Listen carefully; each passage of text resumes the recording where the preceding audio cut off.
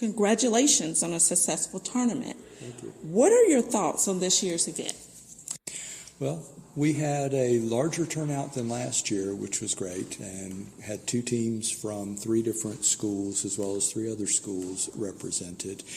There was a very good feeling of camaraderie and competition as the teams played. They've had a good time playing. It's been a good tournament. It's been an unrated tournament, so it's not as formal a setting as rated chess, where it affects your standing within the chess community. With Georgia Tech doing what they did today, what does that say about the level of play and the skill set down the yard at Georgia Tech? They have a very high level of play at Georgia Tech and a very high level of participation. The president of the Georgia Tech Chess Club, Deepak Aaron, has also run tournaments over the course of the last year and a half, I think maybe 2 years, about every other week. He has increased the opportunity for Georgia Tech students to play without even leaving campus.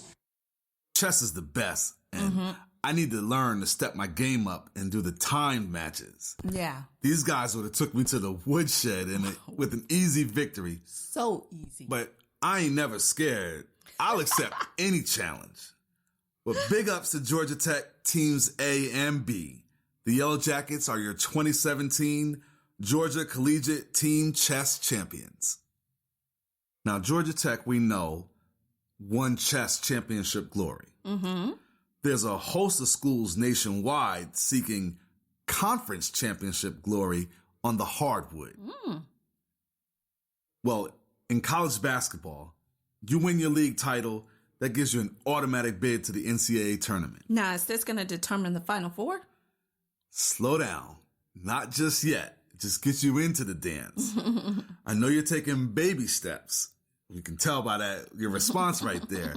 But you're taking those little increments into liking college basketball.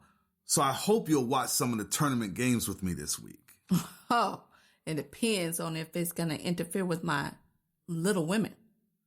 I don't know about Little Women, but what I do know is enough respect due to the Johnson C. Smith Lady Golden Bulls, your 2017 CIAA tournament champions. Now, you got all jazzed up for that right there. Now, you know the Golden Bulls women are always winning. But y'all men team, the men? The men didn't fare so well in the tournament this year. This year? The men won it in 2008 and 2009. We've been close in some other years. We got some banners hanging up in the gym, so we're straight. All right. But the women, we swept through the Commonwealth of Virginia. We beat Juggernaut Virginia Union in the semifinals, and then we beat Virginia State in the championship game to raise our first banner since 2009. Now, Johnson C. Smith, we're a Division II school, so that means we're going to the Division II tournament. Oh, and Bowie State won the men's crown at the CIAA. But on the D1 level, some of the tournament action that you might be interested in watching with me, which I hope you do, the Ohio Valley Conference, all right, Northeast Conference, American East, Missouri Valley, Southern, and the West Coast Conference. Okay, but what's up with all the men's basketball stuff? What about the women? All right, I got you.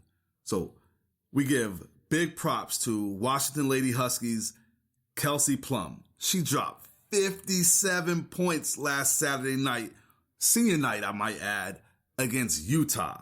She's now the all-time leading scorer in women's college basketball, passing Jackie Stiles.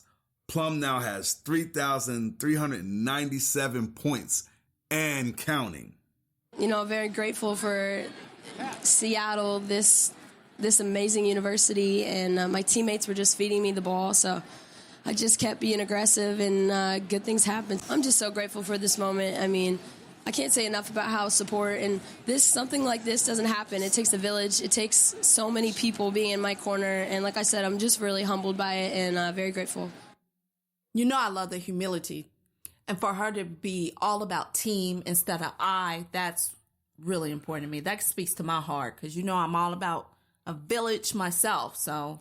Exactly. I love the fact how she embraced her teammates because she's a prolific scorer, Right. maybe the best in the country. Right. But for her to say, this is a team thing. Right. And that's much respect with that.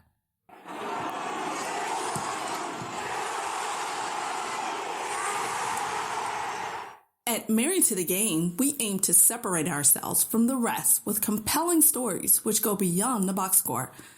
Today's installment of Beyond the Box Score features a conversation with twin brothers Daniel and Nate Johnson of J. Costa Sports.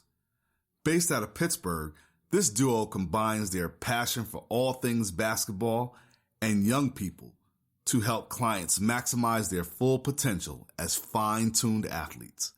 Johnson & Johnson share with us the origins of their business, workout regimen, and health goals. Guys, thanks for joining us on Married to the Game. Thank you for inviting us. Talk about the early days and how you transformed your passion into this thriving business. Looking at our name, Jacosta, Jacosta is actually an acronym. It stands for Just Concentrate on Success Through Attitude. Attitude is a real big part. That's a big part of our training, attaching that mental aspect to the game. This is Daniel speaking. I've always had a passion of working with kids, same with my brother.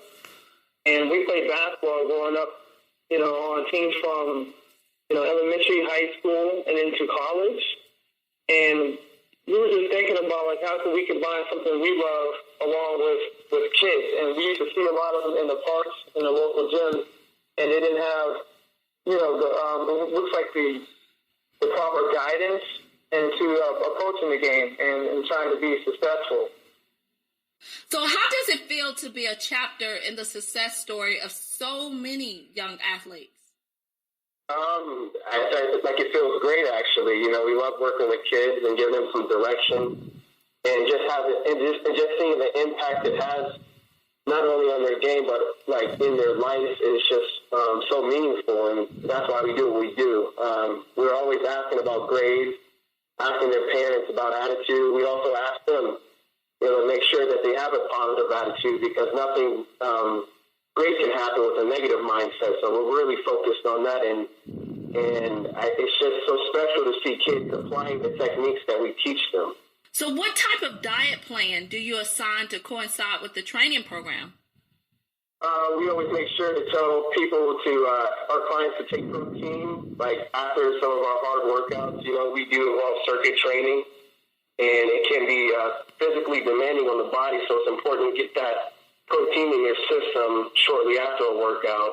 And I'm not really big on the supplements, so I don't promote that, but I do promote a balanced, healthy diet and proper sleep with the right water intake. So we just try to get that message across to each and every one of our clients. Do you guys just mainly do basketball, or do you do other sports as well, too? Basketball is our foundation, but, we're getting into other sports such as football, soccer, hockey, because some of the functional movements we teach, can really have a positive impact on each of those sports. So, basketball right now is the primary sport we teach, but we're getting into other sports. Beautiful. Is there anything else you guys like to add? Maybe some of our social media outlets, you could, catch us on Facebook underneath Jacosta Sports. Okay. And also on Instagram under Jacosta Sports as well. Well, we thank you guys so much for being a part of Married to the Game. Thank you so much. We appreciate you inviting us. Thank you. Thank you. Well, the clock's hit 000, and that's all the time we have today. It's been a thin slice of heaven chilling here with you. Now, be sure to follow us on Twitter. That's at Married to Game 1, the number 2 and the number 1. And like our Facebook page, Married to the Game. We'll catch y'all on the rebound.